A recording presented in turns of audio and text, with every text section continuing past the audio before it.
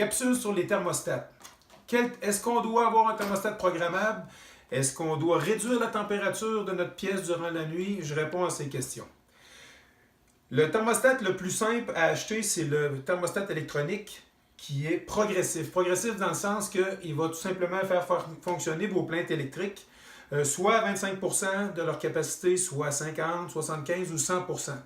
De cette façon-là, ça évite les pics d'électricité sur la plainte électrique. À ce moment-là, lui, il va pouvoir gérer précisément à 0,5 degrés près, 0,2 degrés près. Donc, seulement 20 $.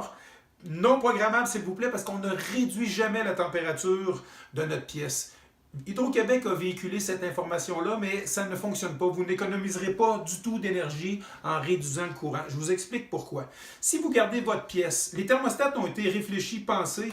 Ils vous les vendent avec, ici, inscrit 21,5 degrés. Normalement, pour le Canada, 21,5 degrés, selon la façon qu'on isole nos maisons, ça devrait être la température idéale et optimale pour garder notre pièce confortable, notre maison confortable, ainsi qu'avoir un taux de consommation électrique raisonnable. C'est sûr que chaque maison est différente. Les plus vieilles maisons ont une perte de charge plus grande que d'autres, mais sur la moyenne canadienne, 21,5 degrés, ça devrait être la norme pour tout le monde.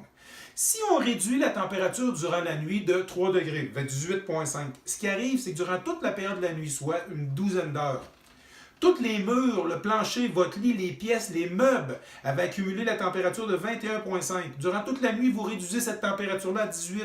Donc, la masse totale de votre maison, les murs, le plafond, les chaises, viennent de réduire à 18 degrés.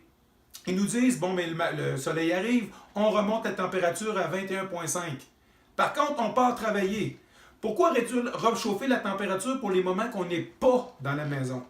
Alors, c'est un peu absurde, mais étant donné que le réseau d'Hydro-Québec est légèrement usé, ça permettait à Hydro-Québec, sur les pics de chauffage de la nuit, comme c'est pas tout le monde qui se couche à la même heure, de réduire les pics de demande de courant pour Hydro-Québec, ça les aidait beaucoup.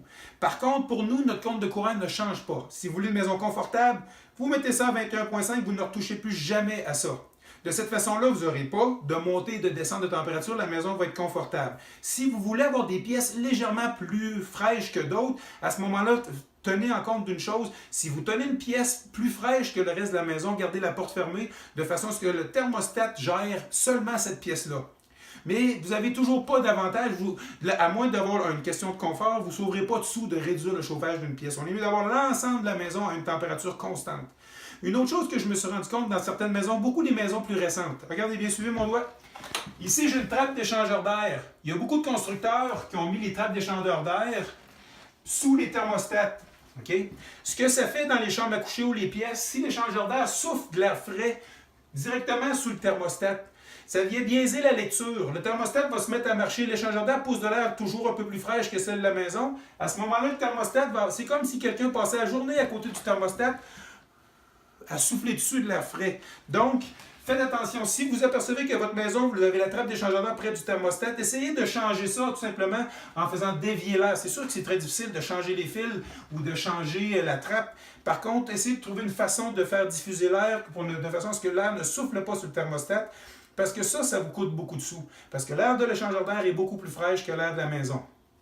L'autre chose, si vous voulez réduire vos coûts de courant, faites calibrer regardez ma capsule sur les échangeurs d'air, comment vérifier que la performance d'un échangeur d'air, je l'ai montré sur une capsule sur YouTube, vous pouvez me retrouver sur YouTube, ou tout simplement appeler un spécialiste en ventilation qui vienne calibrer votre machine.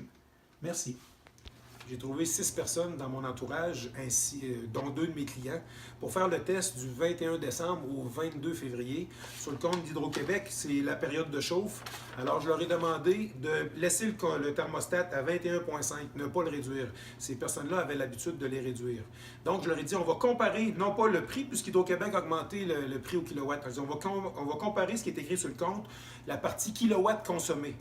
J'avais dit, si jamais vous consommez plus de kilowatts en gardant ça constant, à ce moment-là, je paye la différence. Mais je n'ai pas payé un sou à personne, puisque la maison était devenue beaucoup plus confortable et aucun des personnes qui se sont apprêtées à l'exercice n'a eu une augmentation de son kilowatt.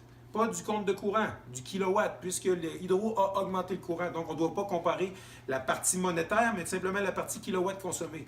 Donc, dans ce petit test que j'ai fait avec des personnes près de chez nous, on ne sauve pas un sou à baisser le courant, on fait juste abaisser notre température durant la nuit, on fait tout simplement rendre notre maison un peu plus inconfortable. Alors, gardez toujours votre thermostat 21,5 si c'est la température que vous appréciez.